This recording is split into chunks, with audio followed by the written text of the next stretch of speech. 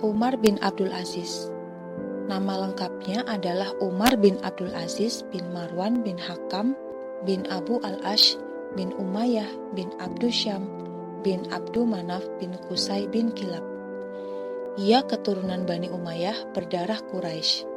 Ia lahir pada tahun 61 Hijriah atau 682 Masehi di Madinah. Umar bin Abdul Aziz sejak kecil mencintai ilmu dan sering menghadiri majelis para ulama. Madinah pada zamannya adalah kota yang gemerlap dengan kebaikan dari ilmu para ulama.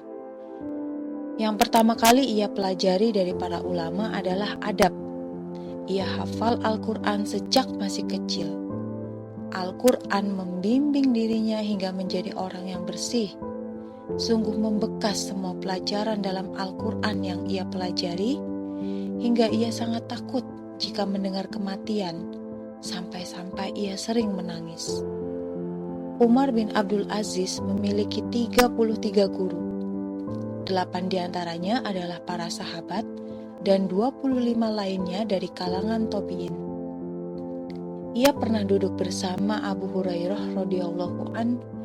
Karena itu, ia banyak meriwayatkan hadis dari jalur Abu Hurairah radhiyallahu an. Tentang sosoknya yang agung ini, Al-Hafiz Al-Imam Az-Zahabi antara lain berkata, Umar bin Abdul Aziz adalah Al-Imam Al-Hafiz Al-Alamah Al-Mujtahid Az-Zahid Al-Abid As-Sayyid Amirul Mukminin Haqqan. Umar bin Abdul Aziz adalah sosok yang berkepribadian kuat, bermental baja, mampu mencarikan solusi terbaik dari setiap problem yang ada, dan memiliki analisis yang tajam. Di antara karakteristik yang ia milikinya antara lain rasa takut yang tinggi kepada Allah Subhanahu wa Ta'ala. Pernah seorang laki-laki mengunjungi Umar bin Abdul Aziz yang sedang memegang lentera. "Berilah aku petuah." Umar membuka perbincangan. Laki-laki itu pun berujar, "Amirul Mukminin, jika engkau masuk neraka, orang yang masuk surga tidaklah mungkin bisa memberi engkau manfaat." Serta-merta Umar bin Abdul Aziz pun menangis terseduh-seduh, hingga lentera yang ada di genggamannya padam karena derasnya air mata yang membasahi. Umar bin Abdul Aziz adalah seorang yang warok. Di antara sikap waroknya adalah keengganannya menggunakan fasilitas negara untuk keperluan pribadi, meskipun sekedar mencium bau aroma minyak wangi. Hal itu pernah ditanyakan oleh pembantunya, "Wahai Khalifah, bukankah itu sekadar aroma saja tidak lebih?" Beliau menjawab, "Bukankah minyak wangi itu diambil manfaatnya karena aromanya?"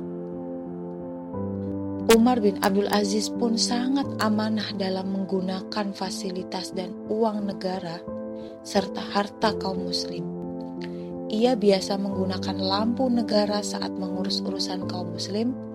Setelah selesai, ia segera memadamkan lampu tersebut, lalu menggunakan lampu pribadi. Umar bin Abdul Aziz juga adalah orang yang sangat zuhud. Kesuhudannya justru mencapai level tertinggi saat puncak dunia berada di genggamannya.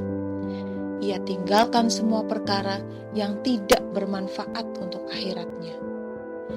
Imam Malik bin Dinar berkata, "Orang-orang berkomentar tentang aku, Malik bin Dinar adalah orang zuhud. Padahal yang pantas dikatakan zuhud hanyalah Umar bin Abdul Aziz. Dunia mendatangi dirinya, namun dunia itu ia tinggalkan." Sebelum beliau berkuasa menjadi khalifah, beliau menjual kekayaannya. Lalu uangnya dimasukkan ke kas negara. Begitu sederhana dan zuhudnya, Umar bin Abdul Aziz pernah tidak mampu pergi berhaji gara-gara tak cukup memiliki biaya. Umar bin Abdul Aziz pun memiliki akhlak yang luhur. Di antaranya adalah sikap tawadu.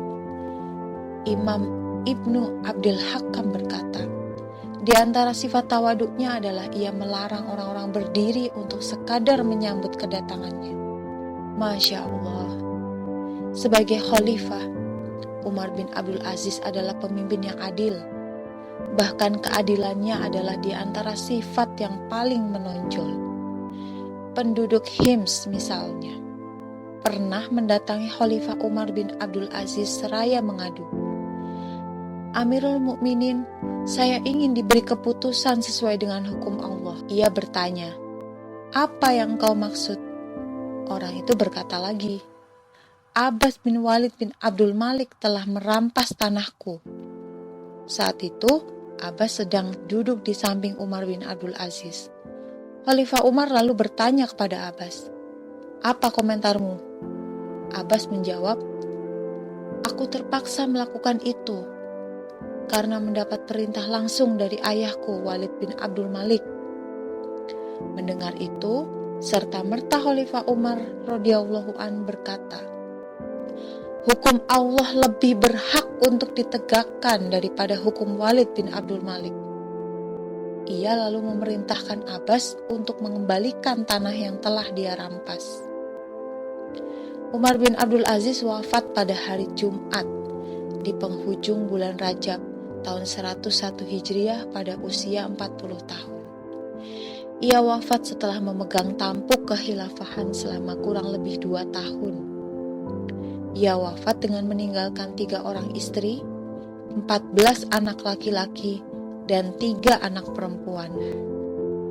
Ia wafat dengan meninggalkan warisan hanya 17 dinar atau 67 juta rupiah.